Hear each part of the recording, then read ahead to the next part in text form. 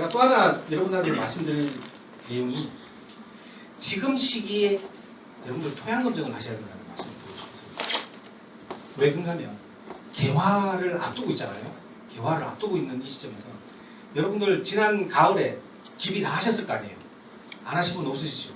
그 기비한 그 모습이 어떻게 변했는지 기비하실 때 여러분들 토양 검정 하셨을 거 아니에요. 그죠? 그 토양 검정한 그걸 바탕으로 해서 기비를 하셨을 테니까 그 모습하고 지금 모습하고 비교해 보시면 굉장히 큰 의미가 있어요. 그건 뭔가 하면 지난 겨울 우리 과원의 환경 여러분들 최근에 겨울이 눈이 없어졌잖아요. 그게 사실은 2020년도 이후예요. 겨울에 눈이 없어지고 겨울에 비가 그렇게 많이 오는 그런 모습. 이런 모습에서 지난해 그 가을에 기비해놨던 어떤 그런 부분들이 온전하게 남아 있을까요? 그런 이런 거를 파악할 수 있어요. 지금 요게 이제 12처방서인데 여러분들 특히 우리 복숭아에서는 이 12처방서를 받으면 가장 그 주관적으로 보셔야 될 부분이 뭐냐면 요 pH예요. pH. 조개.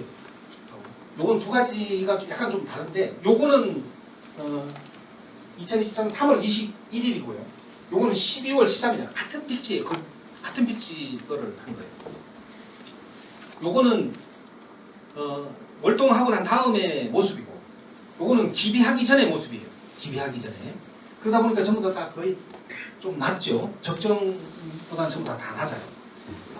복숭아를 생산하고 난 다음에 우리 과원의 모습이었고 그리고 여기에 맞게끔 요 12처방에 맞게끔 기비를 하시고 난 다음에 다시 토양 검정을 이렇게 하시면 그 변화의 폭을 여러분들이 알 수가 있어요. 그리고 또 한 번 이제 하실 시점이 있는데 그때는 언젠가면 여러분들 수확하기 전이잖아요. 수확전 전정 하시잖아요. 그 수확전 전정을 보통 수확하기 한 보름 전쯤 이렇게 하시잖아요. 보름이나 한 20일 전쯤 그렇게 하실 때 그 시점에서 한번 또 토양 검정을 하시는 거예요. 그러면 요 세 지점이 이렇게 찍히잖아요. 그 세 지점에 여러분들 과원 변화를 연연히 이렇게 파악하시면 우리 과원의 상태가 어떻게 변하고 있다라는 걸 아실 수 있어요. 근데 여기서 또 하나 여러분들 또 생각하셔야 될 게 뭔가 하면 우리가 이제 일반적으로 그 토양 검정을 할 때는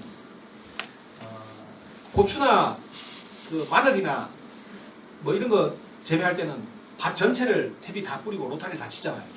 그러니까 그 밭 전체에서 여기저기 거 이렇게 한 서너 군데 거 떠가지고 이렇게 해도 대표값을 우리가 얻을 수가 있어요. 그런데 우리 복숭아는 한 번 심어놓으면 그 자리잖아요.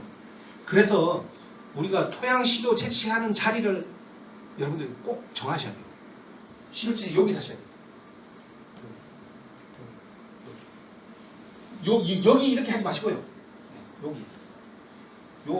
지금 이분은 여기다 이제 탭이 주시잖아요. 이분은 여기다 이제 탭이 주시잖아요. 요 준 바로 위에라든지 바로 밑이라든지 그 지점을 딱 정하세요. 그래가지고 그 지점에 시료를 해마다 같은 시기에 계속 하시다 보면 그 지점에 여러분들이 퇴비 관리를 하셨고 그 지점에 물 관리를 하셨고 그 지점에 집중적으로 관리를 하셨단 말이에요. 그 변화의 폭을 알 수가 있어요. 특히 pH와 관련해가지고는 여러분 항상 주의를 하셔야 돼요. 저는 지금 우리가 이제 해칼이 발생을 하고 수확전 낙후까지 이어지고 하는 어떤 그런 부분에 있어서 가장 큰 원인 중에 하나가 pH 상승과 무관하지 않다라고 저는 생각을 많이 하고 있어요. 우리가 이제 지금 여기서도 보시는 것처럼 이런 보시면 이거 6.8이에요. 이거 7.7이 됐거든요. 6.8이 7.7 되는 그런 상황은 어떤 상황인가 하면 우리가 이제 pH라면 산도 이야기할 때 7을 기준으로 해서 7 이상이 되는 건 알칼리라고 그러고 7 이하 되는 거를 산성이라고 그러는데 그러면 7.7 저 정도 되면 그러면 알칼리화 됐다라는 말인데 그 알칼리화 된 어떤 그런 요인을 우리는 칼슘에서 많이 찾으라고 해요. 칼슘. 나는 칼슘 비료를 한 적이 없는데 이렇게 하시는 분 많으시거든요. 근데 칼슘만 있는 게 아니에요. 양이온 전체가 다 그래요. 저쪽에 가리라든지 마그네슘이라든지 인산 같은 경우 있잖아요. 이런 부분도 양이 많아지면 pH를 높여요. pH를. 그리고 또 하나 가장 그 최근에 많이 사용하시는 가축분 유기질 대비 있잖아요. 그 가축분 유기질 대비 자체가 pH를 보면 거의 8, 9예요. 그러니까 그거를 연년히 계속 쓰시면 pH가 높아지겠죠, 그죠? 우리는 칼슘 한번 사용한 적이 한 번도 없는데 이렇게 이야기하시는 분들 계신데 잘 한번 보세요. 어떤 요인이 없이 이렇게 pH가 올라가는 경우는 없어요. 근데 이렇게 pH가 올라가 버리면 어떤 문제가 발생하냐면 양분 유효도는 높아져요. 특히 질소의 양분 유효도는 높아져요. 여러분 잘 아시겠지만 질소는 산성 쪽에서도 흡수하고 알칼리 쪽에서도 흡수하는 두 가지 이온을 가지고 있는 거 아시죠? 이건 굉장히 흡수율이 유효도가 높아요. 거기다가 복숭아는 또 흡비력이 얼마나 강해요. 특히 이제 질소 흡비력이 강하단 말이에요. 이러다 보니까 아까 말씀드린 대로 경익기 때 경익기답게 복숭아가 성장하지 못하고 이제 굉장히 여러분들 생각하는 것보다 더 크게 성장을 하고 그러다 보면 헤칼이 치유되는 게 아니라 과일은 굉장히 크고 좋은 것처럼 보이는데 일조가 조금 부족하다든지 하는 그런 기상 환경이 조금만 안 좋아도 수확적 낙과로 그대로 연결돼요. 지금까지 계속 그런 양상이 이어져 왔거든요. 그래서 그 부분을 해결하기 위해서는 여러분들 기본적으로 여러분들 토양 과원의 토양 도전을 갖고 계셔요. 요거 한 3년 정도만 딱 하시면요. 우리 밭에 어떤 문제가 있겠다. 어떤 문제가 있었다가 아니라 어떤 문제가 있겠다를 예상할 수 있어요. 충분히 할 수 있어요.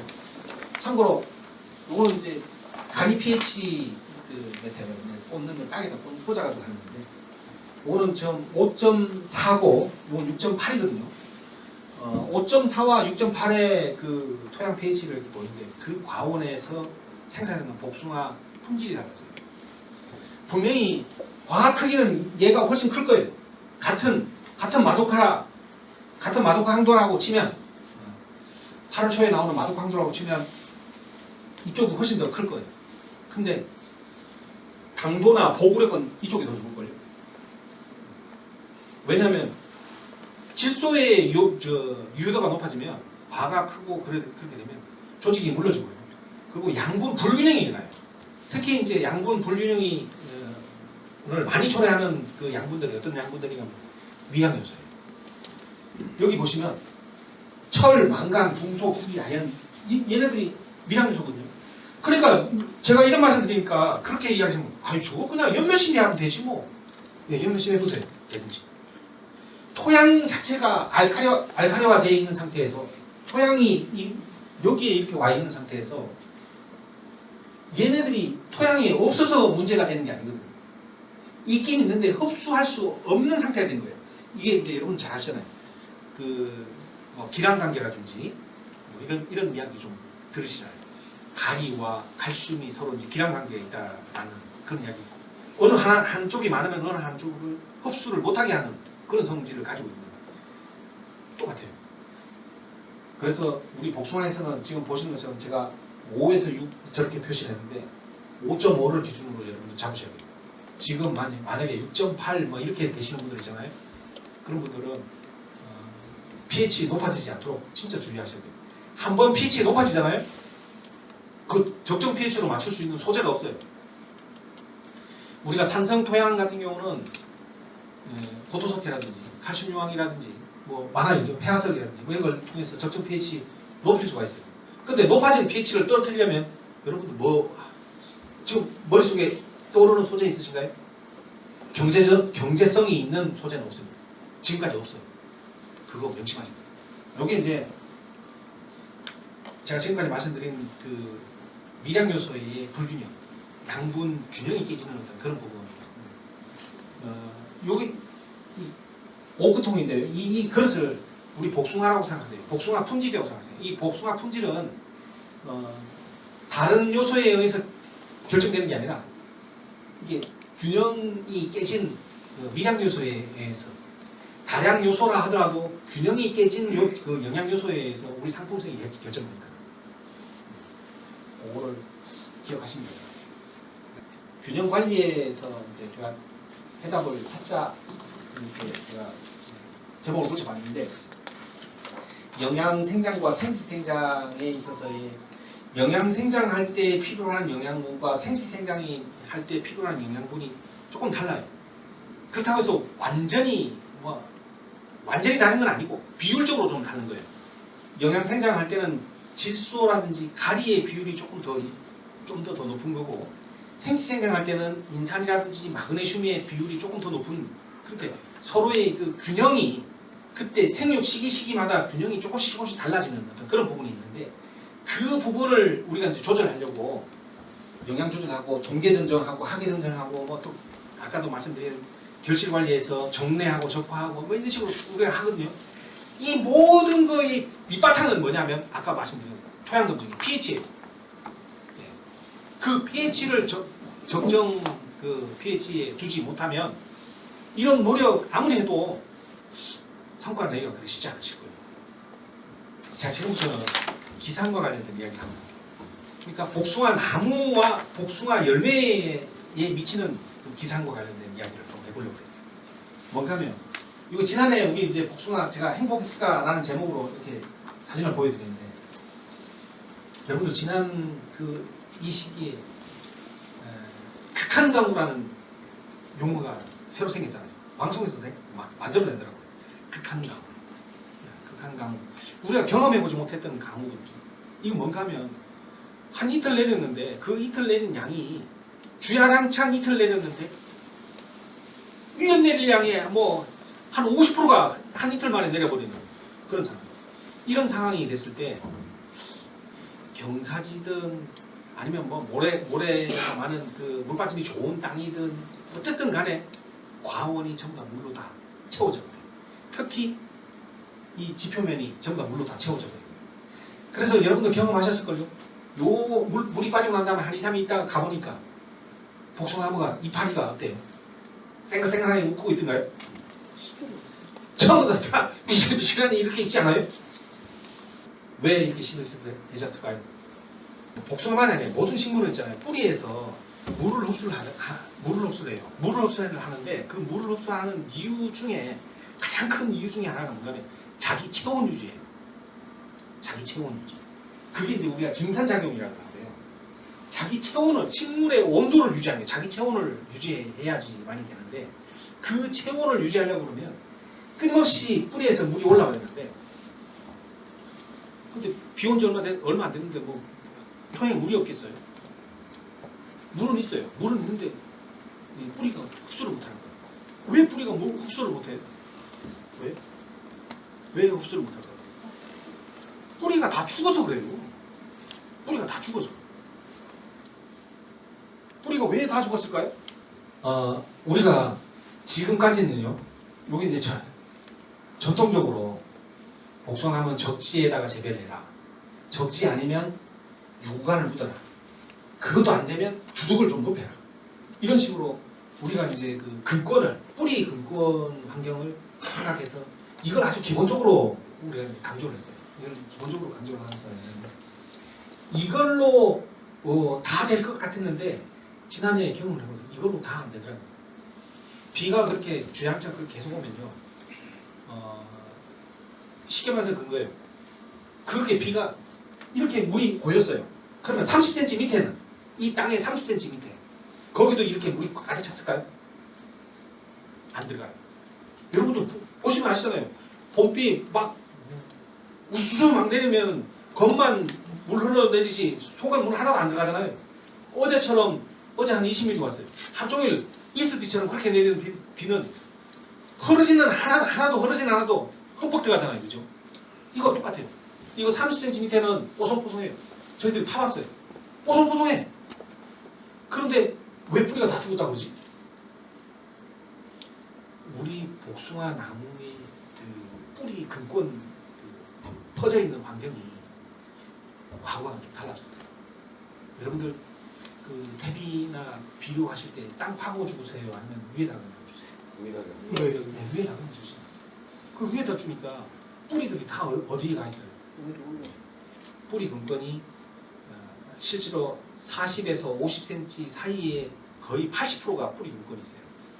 그러다 보니까 얘 유분간의 기능이 과거의 유분간의 기능하고 지금의 유분간의 기능이 조금 조금 달라졌어요. 과거에는 진짜로 배수만의 문제였는데 지금은 배수만이 아니라 공기층이에요. 공기층. 뿌리 근권이 실제로 한 30에서 60 사이에 거의 뭐 90% 있다고 해도 과언이 아니거든요. 그 안에 유공간을 설치해가지고 그 공간 안에 공기층을 만들어주는 거예요. 왜 그러냐면 복숭아는 복숭아 뿌리가 공기를 좋아해요.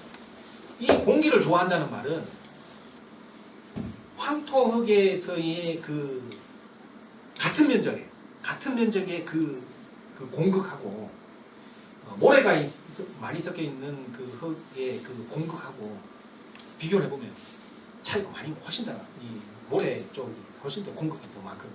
그래서 복숭아 나무도 더 튼튼하고 더 고품질의 복숭아를 생산할 수가 있어요. 그래서 그런 기능을 지금 유공간은 하고 있습니다. 그러니까 과거에 배수의 측면에서만 봤던 어떤 그런 게 아니라 지금은 공기층 그까지도 한다. 근데 지난해 여름에 그 내린 강우는 이런 두둑 아무리 해봐야 소용이 없고요. 경사지 뭐 이런 거 의미가 없어요. 경사지에도 마찬가지예요. 처음부터 다 물로 가득 차요. 계속해서 내리니까 그 토양 공급이 전부 다 한 30cm 정도까지는 전부 다 물로 가득 차다 보니까 뿌리가 호흡을 못하는 거예요. 숨을 못 쉬는 거예요. 그게 한 이틀 정도 이렇게 딱 하면 우리가 이제 사과나 배, 포도 같은 경우는 하루 정도는 괜찮아요. 물에 잠겨도.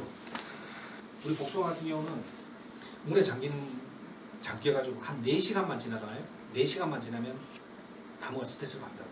그러면 그 영향으로 어떤 증상이 많이 나타나냐면 수지 증상이죠. 수지 증상이 나타나요.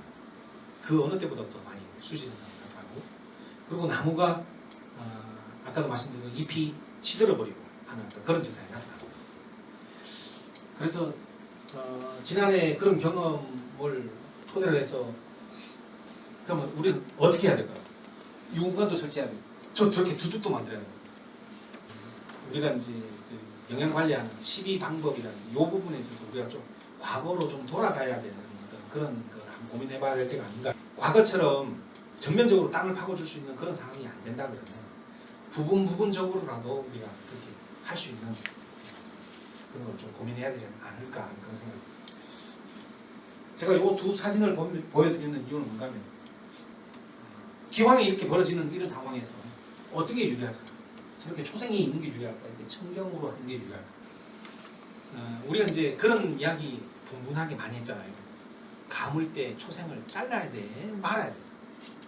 초생을 키워야 돼? 아니면 짧게 잘라야 돼? 감을 때. 여러분 어떻게 생각하세요? 가뭄이 계속 지속될 때 잘라야 된다고 이야기하시는 분들은 저 초생이에 의해서 수분이 복숭아 나무 뿌리가 먹어야 될 수분을 제가 다 먹는다고 해서 잘라야 된다고 하시는 거고, 자르지 말아야 된다고 하시는 분들은 저거 자르면 표토가 드러나고 마르고 그래서 더 안 된다라고 이야기하시는 거예요. 어떻게 더 맞을까요? 아마 지금 다들 이야기하신 거 경험상 그거는 이제 결론이 났어요. 안 자르는 거. 그냥 키우는 게 낫다. 이게 설령 가물어가지고 다 비들비들 받다 초생이 말라 비틀어져도 그게 낫다. 그러면 지금 이것처럼 비가 많이 왔을 때 풀을 키울까요? 그러면 짧게 가져갈까요? 저는 좀 키우는 게 맞다고 봐요. 지금 우리 그 농가분들이 초생 재배를 하시면서 너무 이렇게 짧게 유지하시는 분들 많으세요. 너무 짧게 이렇게 유지하시는 것보다 조금 길게 유지하시는 게, 물론 이제 작업에는 불편하시죠. 뭐 SS가 밀리기도 하고 뭐 그런다고 하시면 좀 경사진 데나 이런 데는 그렇게 이야기하시는데, 그래도 초생은 조금은 키우기 좋다. 그 근거로 제가 그 말씀 안 드려볼게요. 뭔가 하면 물론 이제 이거하고는 조금 약간 좀 다른 건데, 우리가 이제 초상무 온도라고 아시죠? 서리가 내리는 지점의 온도, 그 표토 온도를 말하는 거예요. 표토 온도. 표토 온도가 여름에 표토 온도가 얼마까지 올라갈 것 같으세요? 저 깜짝 놀랐어요. 상상을 초월해요. 50도 가까이 올라가요. 50도라는 온도가 어디 있지 싶어요. 우리가 지금 그 기상 그 예보나 이런 데서 나오는 온도 중에 40도 넘는 온도 들어본 적 있으세요? 아직까지는 저 없는 것 같은데요. 우리나라에서 37도, 38도까지는 있어도 40도 넘는 온도는 제가 아직 들어보지 못했는데 이 표면, 이 바닥 표면이 50도. 그러면 풀이 있는 게 좋아요, 없는 게 좋아요? 짧은 게 좋아요, 긴 게 좋아요? 긴 게 좋아요. 우리가 영하 20도까지 떨어진 적이 있을까요, 없을까요? 우리 기온에? 여러분들 이 청량도 없을걸요? 저도 없었던 것 같아요. 영하 18도, 16도는 있었던 것 같은데 20도는 없었거든요. 근데 여러분들 초상은 어떨까요? 초상 있었을까요? 없었을까요? 있으니까 잠깐만 좀 있어. 도대체 그 온도는 어디서 왔을까 싶어요. 그 온도는 어디서 왔을까? 이거 역시 이렇게 완전히 다대지 있는 것보다 초상이 이제 초생이 있는 게 그 온도 편차를 훨씬 더 줄일 수 있잖아요. 너무 극한 강우가 왔을 때 우리 수분 관리라든지 표토 관리라든지 이런 측면에서의 유리한 점, 그리고 또 이제 너무 고온에 있을 고온기에 수학 인근해가지고 너무 고온에 의해서 과육 이상 증상이 나타나잖아요. 혹시 작년에 주변에 그 자동차 하시는 분들 보셨어요? 자두사 드셔본 분 계세요? 추위. 우리 목소리도 사실은 있어요. 과육이 뻘겋게 되고 발변되고 하는 이상 증상. 그 증상이 점점 나타날 수 있거든요. 그건 뭔가 하면 온도가 너무 높아서 그래요. 너무 높아서. 근데 그런 부분을 극복할 수 있는 게 저는 초생이 아닐까 싶은 생각이 들어가지고 이 초생과 관련해가지고 여러분들 관심을 좀 많이 가지실 수 있어요. 초생은 무조건 짧게가 아니다. 무조건 짧게 아니다. 시기에 맞게끔. 그러면 참고로 지금 같은 경우에 우리가 예년보다도 빨리 꽃이 빨리 피는 거예요. 빨리 피려고 할 때는 아까도 말씀드린 대로 뭔가 있었으면 좋겠잖아요, 그죠? 표토에 뭔가 이제 깔려 있었으면 좋은데 이제 개화가 다 됐어요. 개화가 되고 난 다음에 그 다음에는 어때요? 맞아요. 그때는 온도가 좀 올라가는 게 좋잖아요. 네. 온도가 좀 올라가는 게 좋으니까 그때는 짧게 가는 짧게. 그래서 제 생각엔 그래요. 4월달 한 달만 짧게 주의하고 나머지 시점은 우리가 작업하기 제일 불편하죠. 5월달부터 뭐 적과도 해야 되고 봉지 써야 되고 그러는데 불편하지만 불편함을 우리가 좀 감수해야 되잖아요. 조금 키우는 초생을 관리를 해야 되지 않을까 그런 말씀 드려봅니다.